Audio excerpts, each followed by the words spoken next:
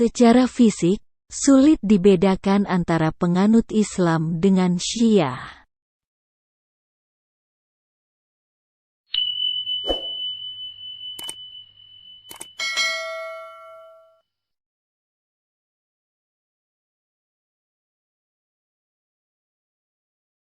Akan tetapi jika diteliti lebih dalam terutama dari sisi akidah, perbedaan di antara keduanya ibarat minyak dan air sehingga tidak mungkin disatukan. Syiah menurut etimologi bahasa Arab, bermakna pembela dan pengikut seseorang. Selain itu juga bermakna setiap kaum yang berkumpul di atas suatu perkara. Adapun menurut terminologi syariat, Syiah bermakna mereka yang menyatakan bahwa Ali bin Abi Thalib lebih utama dari seluruh sahabat dan lebih berhak untuk menjadi khalifah kaum muslimin. Syiah mulai muncul setelah pembunuhan Khalifah Utsman bin Affan pada masa kekhalifahan Abu Bakar, Umar. Masa-masa kekhalifahan Utsman yaitu pada masa tahun-tahun awal jabatannya, umat Islam bersatu, tidak ada perselisihan. Kemudian pada akhir kekhalifahan Utsman terjadilah berbagai peristiwa yang mengakibatkan timbulnya perpecahan, munculnya kelompok pembuat fitnah dan kezoliman. Sehingga setelah itu, umat Islam pun berpecah belah. Pada masa kekhalifahan Ali juga muncul golongan Syiah, akan tetapi mereka menyembunyikan pemahaman mereka dan tidak menampakkan kepada Ali dan para pengikutnya. Saat itu mereka terbagi menjadi 3 golongan. Yang pertama, golongan yang menganggap Ali sebagai Tuhan. Ketika mengetahui golongan ini, Ali membakar mereka dan membuat parit-parit di depan pintu Masjid Bani Kandah untuk membakar mereka. Imam Bukhari meriwayatkan, dalam kitab sahihnya, dari Ibnu Abbas ia mengatakan, suatu ketika Ali memerangi orang-orang zindik, Syiah yang menuhankan Ali. Andaikan aku yang melakukannya, aku tidak akan membakar mereka karena Nabi pernah melarang sebagaimana siksaan Allah.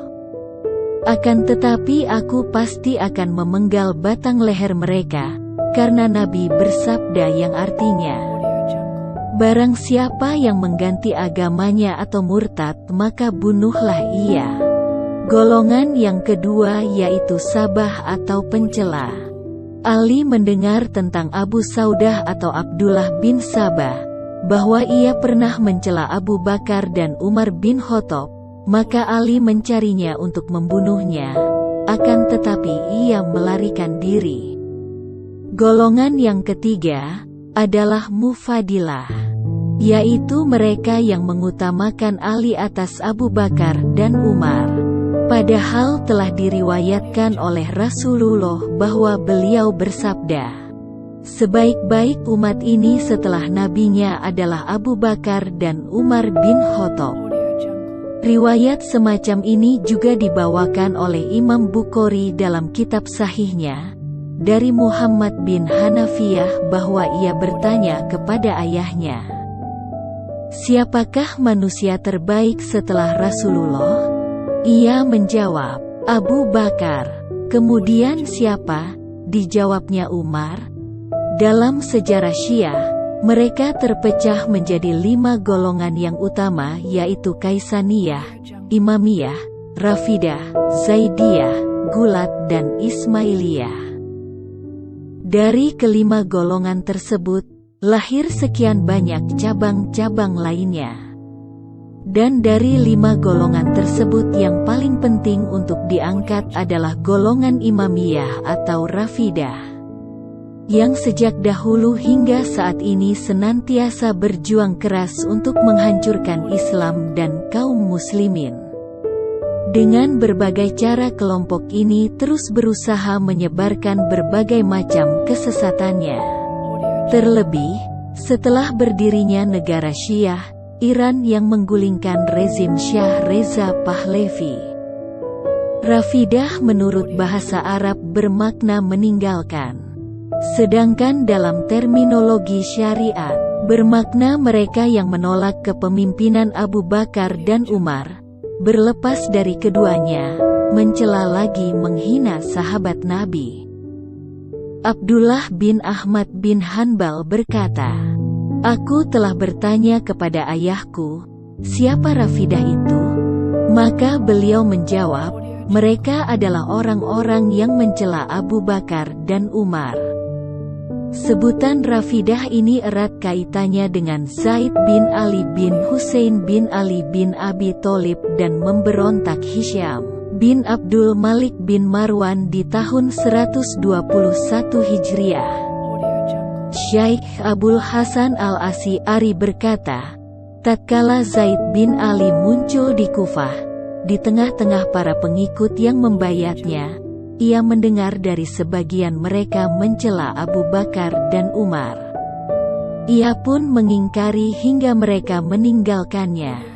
Maka beliau pun mengatakan pada mereka, "Kalian tinggalkan aku." Maka dikatakanlah bahwa penamaan mereka dengan Rafidah dikarenakan perkataan Zaid kepada mereka, "Rafadatumuni." Demikian pula yang dikatakan oleh Syekhul Islam Ibnu Taimiyah dalam Majmu' Fatawa. Pencetus paham Syiah ini adalah seorang Yahudi dari negeri Yaman, yang bernama Abdullah bin Sabah al-Himyari, yang menampakkan keislaman di masa kehalifaan Utsman bin Affan. Abdullah bin Sabah mengenalkan ajarannya secara terang-terangan. Ia kemudian menggalang massa, mengumumkan bahwa kepemimpinan sesudah Nabi Muhammad seharusnya jatuh ke tangan Ali bin Abi Tholib. Ia disusupkan di tengah-tengah umat Islam oleh orang-orang Yahudi untuk merusak tatanan agama dan masyarakat Muslim. Awal kemunculannya adalah akhir masa kepemimpinan Khalifah Utsman bin Affan. Kemudian berlanjut di masa kepemimpinan Ali bin Abi Tholib. Dengan kedok keislaman, semangat amar ma'ruf nahi mungkar dan bertopengkan tamasuk atau giat beribadah, ia kemas berbagai misi jahatnya.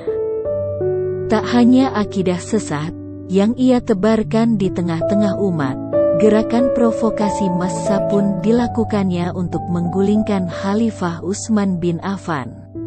Akibatnya sang khalifah terbunuh dalam keadaan terzalimi. Akibatnya pula, silang pendapat di antara sahabat pun terjadi. Audio Jungle.